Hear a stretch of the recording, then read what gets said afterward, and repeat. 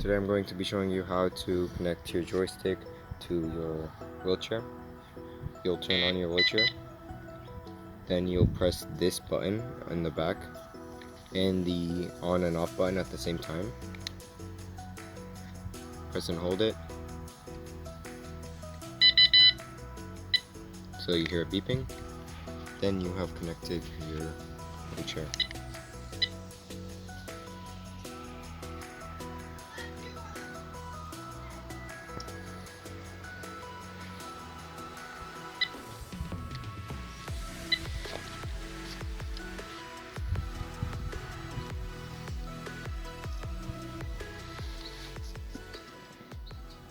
Thank you.